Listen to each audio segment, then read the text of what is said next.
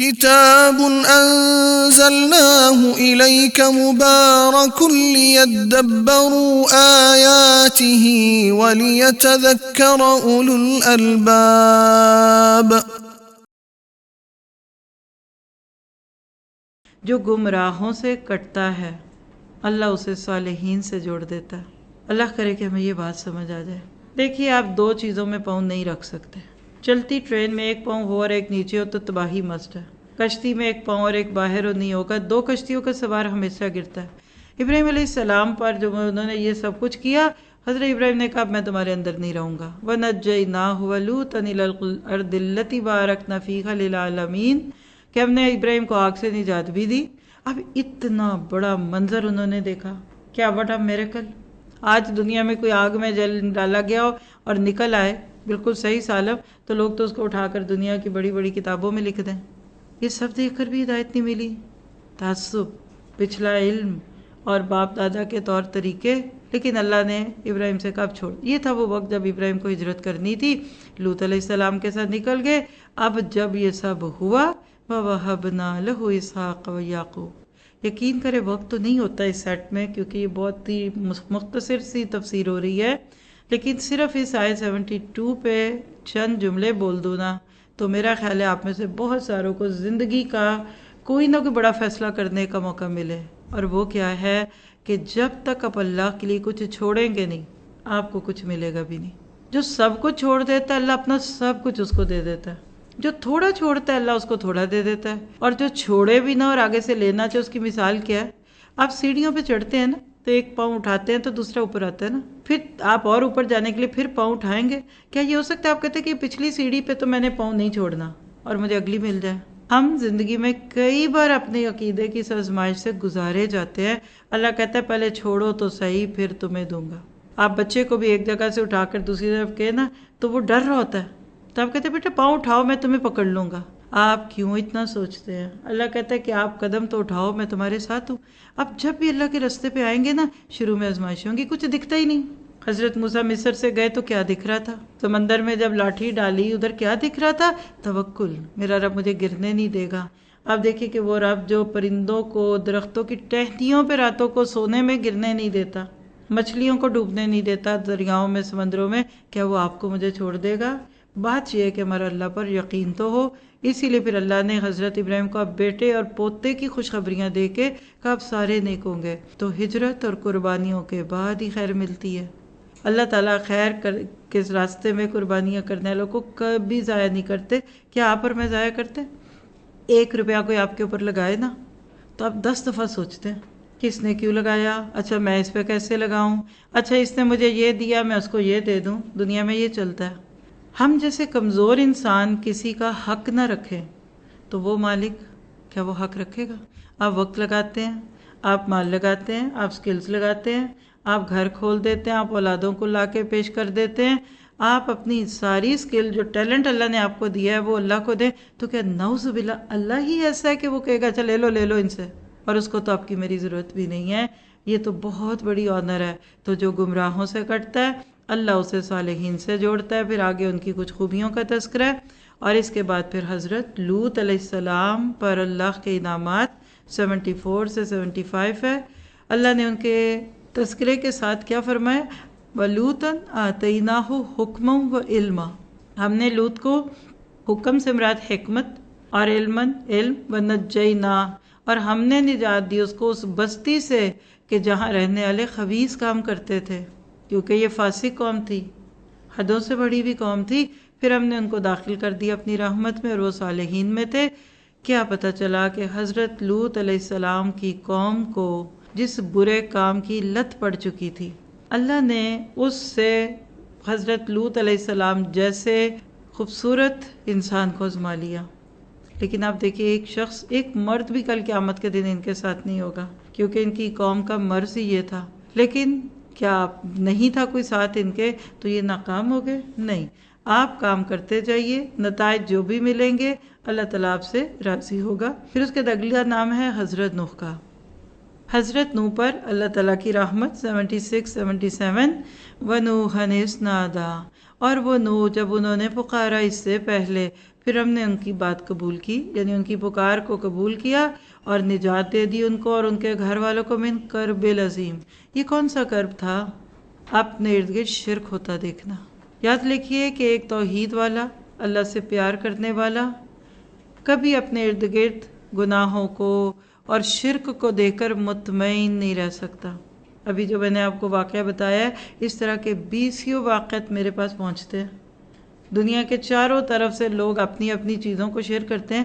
میں اکثر سوچتی ہوں کہ کیسے بندہ خوش رہے ان ملکوں میں جا کر، اور لوگ کہتے ہیں کہ ڈالر تو کما لیے، اولادیں کھو گئی، گھر تو بن گئے لیکن قرضوں میں ڈوب گئے۔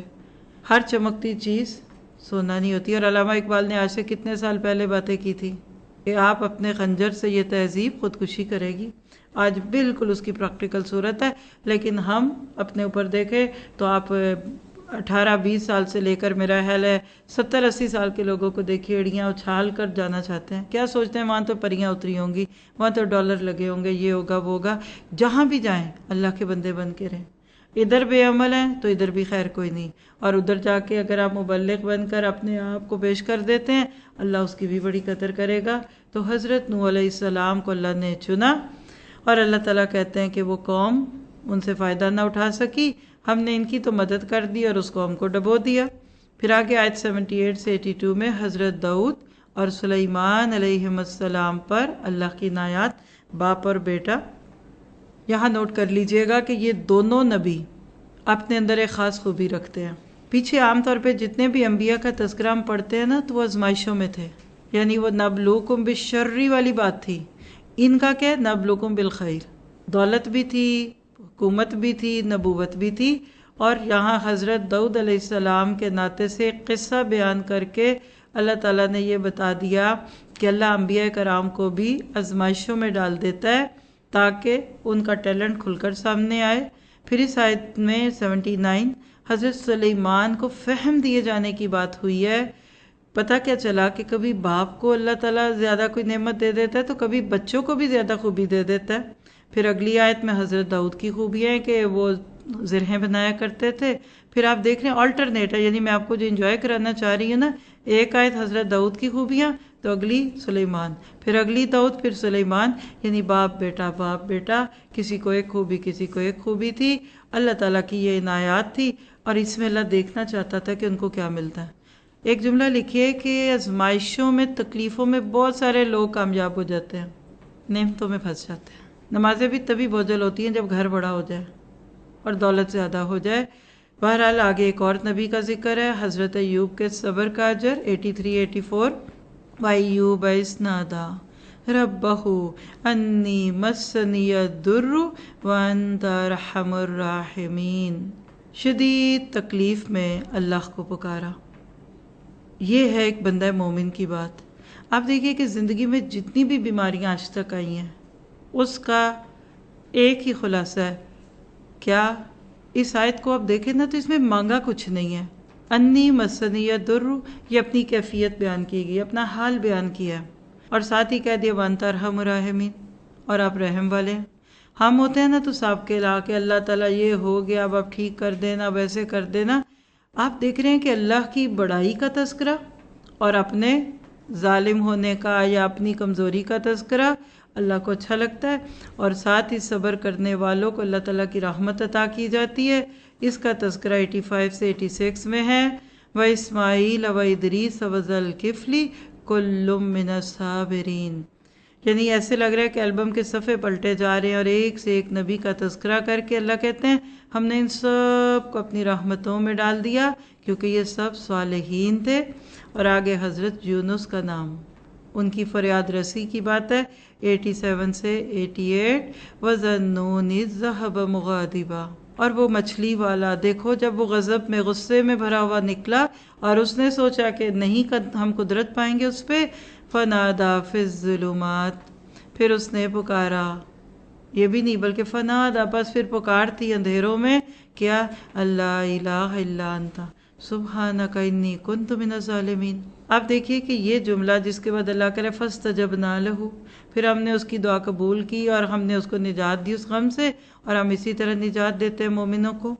آپ کبھی اس جملے پہ غور کریں نا تو 3 باتیں ہیں اس میں.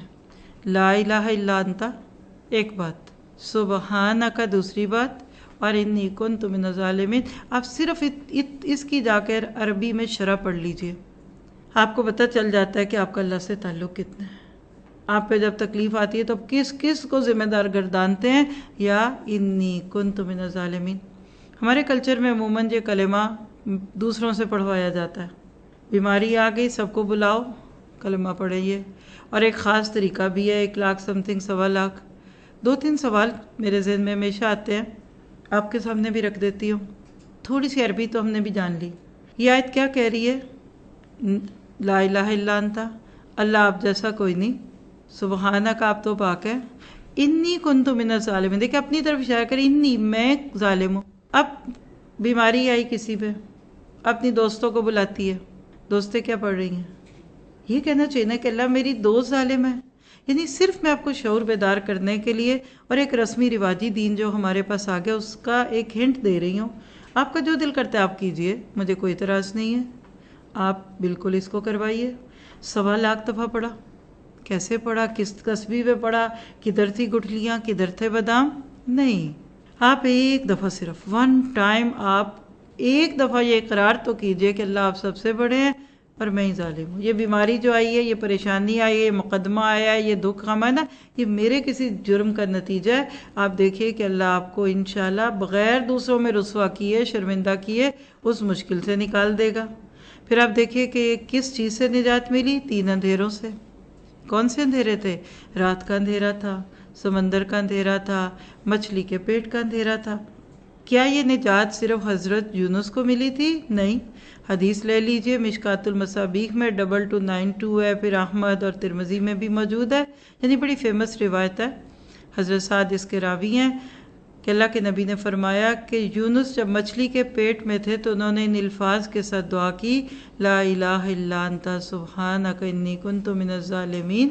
کوئی مسلمان شخص کسی معاملے میں ان الفاظ کے ساتھ جب دعا کرتا ہے تو اس کی دعا قبول کی جاتی ہے. تو آپ خود سے، میں آپ کو اس کی دعوت دوں گی کہ جب بھی بیماری ہے، پریشانی ہے، بچے پہ، آپ پہ، مال پہ، گھر میں، خاندان میں، کرونا ہے، مہنگائی آ گئی، فلڈ آ گیا، دل پہ نظر رکھتے ہوئے شعور سے یہ آیت ایک دفعہ بھی پڑھ لیں، لا الہ الا انت، لا الہ الا انت. اللہ کو بڑا بنائیے، سبحانک، اس میں آپ کی محبت جھلکے، اور ساتھ انی کنت من الظالمین، اس میں اپنے آپ پہ نظر کیجیے، اللہ تعالیٰ سنے گا. آپ دیکھیے جب قرآن پاک پورا پڑھتے ہیں نا، 6000 پلس آتے ہیں. وہ پلس جو ہے نا اس میں کچھ اضطراب ہے، اس لیے اس کو چھوڑ دیجیے، ہم 6000 پلس کہہ دیتے ہیں. آپ پڑھتے ہیں 1.25 لاکھ، کتنے قرآن بنیں گے؟ جا کے آج ضرب اور تقسیم کر کے دیکھیے گا. اتنا بھاری کلمہ، اتنا بھاری وظیفہ کرنے کے بعد خشوع کتنا ہوگا. قرآن بھی نہیں لوگوں نے پڑھا ہوتا، اور جو پڑھنے والے ان کا پتہ نہیں اپنا قرآن بھی ٹھیک ہے کہ نہیں. تو کیا پتہ چلا کہ اللہ نے اتنے بوجھ نہیں ڈالے. خود پڑھیے، ہر وقت پڑھیے، اٹھتے میں پڑھے، بیٹھے میں پڑھے، اور فرشتے گن رہے ہیں. گناہ جب بے حساب کرتے ہیں تو کلمات کو بھی بے حساب پڑھیے، اور انشاءاللہ اللہ پہ جو گمان رکھیں گے وہی ہوگا. اور ایک بار اس وقت ہم سب اس نیت سے پڑھتے ہیں کہ ہم سب کا کوئی بھی غم، کوئی بیماری، کوئی اٹکا ہوا کام، اور میں تو کہوں گی کہ اللہ ہمارے دین کے سارے پروجیکٹس کو سامنے رکھ کر کہتی ہوں، لا الہ الا انت سبحانک انی کنت من الظالمین. تو اپنی رحمت سے، اپنی جناب سے، اپنی خیر سے وہ کام پورے کرا دے، اور ہم سے پھر قبول بھی کر لے. کمیوں کو دور کر دے، بیشیوں کو دور کر دے، کوالٹی کو اچھا کر دے. تو ہمیں ہمارے نفس کے حوالے نہ کر دے. یہ آپ کو طریقہ سکھا رہی ہوں، آپ دن رات ایسے باتیں کیا کرے اللہ سے کہ اللہ میرا یہ کام کر دے، تو بس بڑا ہے، میں تو چھوٹی ہوں. رسمی رواجی، اور پھر دہی بھلے، اور پھر اس کے بعد پیزا اور کھانے پکا کے کھلانا. گھر والے کو تو پتہ بھی نہیں ہوتا کہ یہ اندر میرے لیے محنت کیا ہو رہی ہے. تو یہ کوئی تنقید نہیں ہے، میں صرف شعور کو بیدار کری، اس کے بعد بھی جس کا جو دل کرتا ہے وہ کرے، کوئی مسئلہ نہیں. لیکن ایک بار آپ خود بھی تو بیٹھ کر سوچیں کہ کیا میں حضرت یونس علیہ السلام کی طرح اللہ کی بات کو سن کر ماننے والی بھی ہوں کہ نہیں. پھر اس کے بعد آگے دیکھیں حضرت زکریا کی دعا آ رہی ہے، 89 سے 90 ہے. پیچھے بھی ہم سورت مریم کے شروع میں پڑھ چکے، وَزَكَرِيَّا إِذْ نَادَىٰ رَبَّهُ، اور زکریا جب اس نے پکارا اپنے رب کو، رَبِّ لَا تَذَرْنِي فَرْدًا وَأَنْتَ خَيْرُ الْوَارِثِينَ، اے میرے رب مجھے اکیلا نہ چھوڑنا اور وارث تو بہتر تو ہی ہے۔ اللہ کہتے ہیں فَاسْتَجَبْنَا، نو اینڈ جس کو آپ کہتے ہیں نا ابھی اور اسی وقت، اللہ نے قبول کر لیا۔ وَوَهَبْنَا لَهُ يَحْيَىٰ، اور ان کو عطا کیا یحییٰ، اور ان کی بیوی کو بھی ٹھیک کیا۔ اب یہاں جو چیز میں آپ میں سے ان لوگوں کو جو ماشاءاللہ دن رات اللہ کے رستوں میں بھاگتے ہیں ان کو اشارہ دے رہی ہوں، پیچھے میں نے کہا تھا لیکن آج سامنے آیت آ گئی ہے۔ بڑھاپے میں وَاشْتَعَلَ رَأْسُ شَيْبًا، اور میری ہڈیاں کمزور ہو گئیں۔ پیچھے یاد آ رہی ہے آپ کو آیت سورۃ مریم کی؟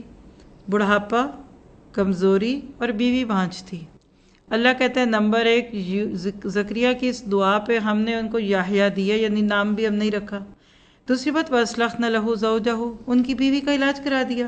عام طور پہ کہتے ہیں کہ مینوپاز کے بعد بچہ پیدا نہیں ہو سکتا، وہ بھی گزر گیا۔ وہ عورت جو اپنی جوانی میں بچہ پیدا نہیں کر سکی، اس کو 70 80 90 سال کی عمر میں اولاد کیسے ملی بتائیے؟ وَأَصْلَحْنَا لَهُ، اللہ نے کروا دیا۔ ڈاکٹر جو کام کر سکتے ہیں، جو حکیم کر سکتے ہیں، اللہ کے لیے تو کن ہے۔ اچھا وجہ إِنَّهُمْ كَانُوا يُسَارِعُونَ فِي الْخَيْرَاتِ، وہ اللہ کے رستوں میں، وہ خیرات میں، نیکیوں میں بھاگ دوڑ کرتے تھے۔ نمبر 1 ان کی نیکی وَيَدْعُونَنَا رَغَبًا وَرَهَبًا، اور انہوں نے ہم کو پکارا رغبت سے اور رہب سے، خوف سے۔ اور اگلی ان کی خوبی وَكَانُوا لَنَا خَاشِعِينَ۔ یہ 4 کام آپ کر لیجئے، اس کے بعد یہ دعا آپ کی قبول اللہ کر لے، بڑی اللہ کے لیے چھوٹی بات ہے۔ اللہ ہمیں نیکیوں میں بھاگ دوڑ والا بنا دے۔ آج عموماً لوگ کہتے ہیں نہیں نیکیوں میں جائیں گے تو یہ ہو جائے گا وہ ہوگا۔ آپ کو معلوم ہونا چاہیے کہ بندہ اللہ کے راستے میں نکلا ہو، اللہ ناممکنات کو اس کے لیے ممکن کر دیتا ہے۔ اور یہاں ہم دعا بھی کر لیتے ہیں اللہ جو بھی ابھی تک اولاد کی نعمت عظمیٰ سے محروم ہے ان کو ایمان والی صحت والی اولاد دے جو نیکیوں میں ان کے ساتھ بھاگ دوڑ کرے۔ پھر اس کے بعد آگے 91 آیت میں حضرت مریم اور عیسیٰ علیہ السلام کے اعزازات ہیں۔ وَالَّتِي أَحْسَنَتْ فَرْجَهَا، دیکھیے حضرت مریم کا جہاں بھی تعارف آیا نا ان کی پاک دامنی کی بات ہے۔ کماری لڑکیوں کے لیے حضرت مریم ایک رول ماڈل ہے، اور شادی شدہ عورتوں کے لیے کون ہے یہ ہم پڑھیں گے 28ویں پارے کے اینڈ پہ۔ لیکن یہاں اتنی بات سمجھ لیجئے گا کہ جو عورت اپنی عزت کی حفاظت کری اللہ اسی کو ایک آزمائش میں ڈال رہا ہے۔ اس سے پتہ چلتا ہے کہ اللہ صاحب کن فیکون جو مرضی کرے، اصل میں اللہ ان کو اور ان کے بیٹے کو ایک نشانی بنانا چاہتا تھا۔ انبیاء سورۃ انبیاء میں اب انبیاء کے تذکرے کے بعد اب اینڈ پہ 92 سے 93 میں پیغام کیا ملا؟ تمام انبیاء کا ایک ہی مقصد تھا، اور وہ کیا تھا؟ بندگی رب، کہ خود بھی رب کے بندے بن جاؤ اور دوسروں کو بھی اس کی دعوت دے دو۔ اور اینڈ پہ کل الینا راجعون، اوپر آپ دیکھ رہے ہیں انا ربکم فاعبدون، میں ہی تمہارا رب ہوں بس میری بندگی کرو۔ یہ پیغام تھا ہر نبی کا۔ اور اینڈ پہ کل الینا راجعون، جو نہیں ان کی بات مانتے، جنہوں نے فرقے بنا دیے، ان کی بات کو پیچھے ڈال دیا، اللہ کہتے ہیں یہ سب ہماری طرف رجوع کریں گے، ان کو ہماری ہی طرف پلٹ کر آنا ہے۔ تو آیت 92 سے 93 میں کیا دیکھا کہ تمام انبیاء کا ایک ہی مقصد تھا، اور وہ کیا تھا کہ اللہ کی بندگی کرو۔ تو آج آپ کا میرا بھی دین کی بات کرنے اور سننے کے دوران یہی کام ہونا چاہیے۔ اس کے بعد آیت نمبر 94 سے 95 میں اچھے اعمال کرنے کا موقع دوبارہ نہیں ملے گا، یعنی یہ دنیا ون ٹائم اپرچونٹی ہے نیکیاں کرنے کی۔ فَمَن يَعْمَلْ مِنَ الصَّالِحَاتِ، اور جو کوئی عمل صالح کرے گا چاہے اور وہ مومن بھی ہوگا، فَلَا كُفْرَانَ لِسَعْيِهِ، اس کی کوششوں کی ناقدری نہیں کی جائے گی۔ اور ہم لکھ رہے ہیں کیا پتہ چلا کہ آج نیکی کر لیجئے، کل اس کی جزا پانے کے لیے انشاءاللہ ہم تیار رہیں گے۔ پھر قرب قیامت کی ایک نشانی کا تذکرہ ہے، یاجوج ماجوج کی یلغار کی صورت میں آیت 96، حتی اذا فتحت یاجوج و ماجوج۔ اس سے پیچھے اپنے سورۃ کہف میں دیکھا تھا کہ ذوالقرنین نے ایک دیوار بنائی تھی یاجوج ماجوج کو روکنے کے لیے۔ قرب قیامت یہ دیوار ٹوٹ جائے گی، وَهُم مِّن كُلِّ حَدَبٍ يَنْسِلُونَ، اور وہ ایسے بھاگیں گے۔ حدیث میں بہت کچھ آتا ہے کہ دریاؤں کے دریا پی جائیں گے، یعنی یہ بہت سارے ہیں۔ بلکہ ایک روایت سے یہاں تک آتا ہے کہ صحابہ کرام یہ بات سن کے گھبرا گئے تھے کہ ہر 1000 میں سے 999 جہنم میں جائیں گے اور ایک جنت میں. تو اللہ کے نبی نے ان کو تسلی دی تھی کہ یاجوج ماجوج بھی اسی گنتی میں آتے ہیں. تو بہرحال اس پہ ہم پیچھے تھوڑی بات کر چکے. آگے ہے 97 سے 100. معبودان باطل مشرکین کے ساتھ جہنم میں چلیں گے. ظاہری بات ہے کہ دنیا میں جن لوگوں کے ساتھ مزہ آتا تھا پھر وہاں بھی تو انہی کو ساتھ رکھا جائے گا. پھر اس کے بعد آیت 101 سے 103 میں نیک لوگوں کے لیے بشارتیں ہیں، اور وہ کیا ہے کہ ان کو حسنہ بھی ملے گا اور ایسے لوگ جہنم سے دور رکھے جائیں گے. اور سب سے بڑی بات یہ ہے کہ ان کو وہاں ایک کھٹکا تک نہیں لگے گا. آپ سوچیں کہ زندگی میں انسان کی خواہش ہوتی ہے کہ مجھے کوئی نہ ستائے، اور سب سے بڑی بات ہے وَتَلَقَّاهُمُ الْمَلَائِكَةُ، فرشتے ان کو لینے آئیں گے. جیسے جب جان جاتی ہے نا، جب مومن کی جان نکل رہی ہوتی ہے، نیک بندے کی جب جان نکلتی ہے تو فرشتے اس کو ہاتھوں ہاتھ لیتے ہیں، جیسے ایک دلہن کا کوئی ویلکم کرے، کوئی کسی بہت دل پسند مہمان کو ویلکم کرے، اور ساتھ ہی کیا کہیں گے، هَذَا يَوْمُكُمُ الَّذِي كُنْتُمْ تُوعَدُونَ، اٹس یور ڈے. آپ کہتے ہیں نا آج تو جی آپ کا دن ہے، جو آپ کہیں گی وہی ہوگا. ہاں، تو پیار سے محبت سے اس کی روح کو نکالا جاتا ہے. اللہ کرے کہ ہماری زندگی ایسی ہو کہ موت کے وقت ہمیں یہ بشارتیں ملیں. پھر آیت 104 میں اللہ تعالیٰ کی بڑائی اور قدرت کا اندازہ لگانا ناممکن ہے. یہ مضمون ہے، یعنی اللہ تعالیٰ آپ کی میری امیجینیشن سے بھی بیونڈ قدرت رکھتا ہے. اور آیت 105 سے 106 میں زمین کے وارث بالآخر نیک لوگ ہوں گے. یعنی ہم ساری زندگی چیزیں جمع کرتے رہتے ہیں، لیکن اینڈ پہ کون؟ اللہ تعالیٰ سب چیزوں کا وارث بھی ہوگا. اور اس سے ایک اور بڑی خوشخبری ملتی ہے کہ اچھے کام کرتے رہیے، چاہے آپ کو نتائج نہ بھی ملیں، لیکن آفٹر آل اینڈ جو ہوگا وہ نیک لوگوں کا ہی اچھا ہوگا. آیت 107 سے 112 میں نبی صلی اللہ علیہ وسلم کے حوالے سے شرک کے امکانات کا سد باب ہے. آپ دیکھ رہے ہیں کہ سورت میں انبیاء کرام کا مشن بتانے کے بعد اب جس ماحول میں اللہ کے نبی موجود تھے وہاں جو شرک پھیلا ہوا تھا اس کو ختم کرنے کی بات کر کے بہت ہی پیاری آیت پہ سورت پوری ہوتی ہے. قال رب احکم بالحق وربنا الرحمن المستعان ولا ما تصفون. کیا پتہ چلا کہ آپ اپنا کام کرتے رہیں، کیونکہ وما ارسلناک الا رحمۃ للعالمین. یہ بڑی معروف آیت ہے، اس کا نمبر آپ نوٹ کرنا چاہیں تو کر لیجئے. یعنی ہم نے آپ کو جہانوں کے لیے رحمت بنا کر بھیجا. اب اگلی صورت اس سے بھی خوبصورت ہے، الحج. 78 آیات ہیں اس میں. آپ دیکھیے کہ 5 پلرز آف اسلام ہے نا، بنی الاسلامی علی 5.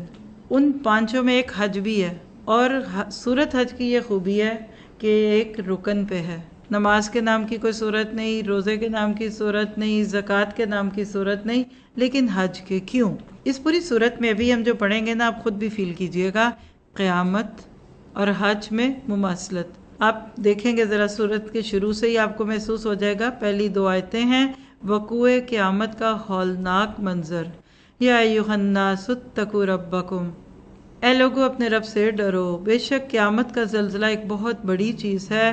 وہ دن تم دیکھو گے کہ بھول جائے گی ہر دودھ پلانے والی ہر اس کو جسے وہ دودھ پلاتی تھی، اور ہر حمل والی کا حمل گر جائے گا. وَتَرَى النَّاسَ سُكَارَىٰ، اور تمہیں ایسے لگے گا کہ لوگ تو نشے میں ہیں، حالانکہ وَمَا هُمْ بِسُكَارَىٰ، وہ نشے میں تو نہیں ہیں.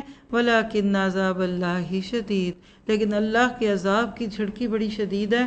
قیامت اور حج ساتھ ساتھ آپ ریلیٹ کر کے اگر اپنے کاپی میں لکھ رہے نا، دونوں میں آپ دیکھیے سفید کپڑے پہنے جاتے ہیں. حاجی پیچھے سب کو چھوڑ کر اکیلا چل پڑتا ہے. اسی طرح ہماری جب موت آنی ہم نے سب کو چھوڑ کے نکل جانا ہے. اور باقی مناظر دیکھیں، ہم نے اس کو ڈیٹیل سے ریلیٹ کیا ہوا ہے اپنی ڈیٹیل تفسیر میں. لیکن اس وقت تو یہ ہے، حج پہ جانے کے شوقین تو بہت ہیں. حج پہ جا کر قیامت کے دن کی جواب دہی کو بھی ایک ایک لمحے پہ یاد رکھنا ہے. پھر آیت 3 سے 4 میں بغیر علم کے دینی تعلیمات پر اعتراض کا انجام. اب دیکھیے لوگوں کو بڑا شوق ہوتا ہے تنقید کرنے کا. کوئی گاڑی چلا رہا ہوگا تو بیچ میں بولیں گے جھٹکا کیوں دیا، دیکھ کے چلنا تھا، تیز کیوں چلایا. اور اگر وہ گاڑی روکے کہ آئیے آپ چلا لیں تو وہ آپ کو نہیں آتی. زندگی کا ایک اصول بنائیں کہ دین کا کام کوئی بھی کر رہا ہے، دین کوئی بھی سکھا رہا ہے، آپ کو مجھے اس پہ اعتراض نہیں کرنا. بینگ اے پرسن اس کو اڈاپٹ کیجئے، اس کو سنیے، اس کے شاگرد بنیے جو قرآن سنت سے قریب ہے اور جس کی بات آپ کو سمجھ آتی ہے، باقی سب کی عزت کیجئے۔ آج ایک یہ بڑی گستاخی ہے کہ گھر کے بزرگوں کی تو ہم عزت کرتے ہیں اور دینی رہنماؤں کے نام پر ہم عجیب و غریب سی باتیں کرتے ہیں، ایسا نہ کیجئے۔ پھر آیت 5-7 میں دوبارہ زندہ کیے جانے کے 2 ثبوت ہیں، یا ایھا الناس کہہ کر اللہ نے اس میں اصل میں انسان کی تخلیق کے مختلف مراحل دے دیے۔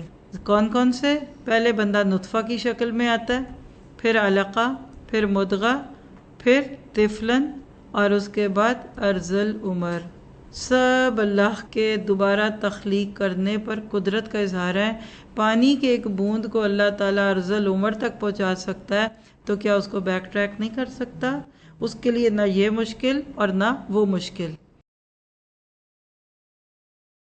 كتاب أنزلناه إليك مبارك ليدبروا آياته وليتذكر أولو الألباب كتاب أنزلناه إليك مبارك ليدبروا آياته وليتذكر أولو الألباب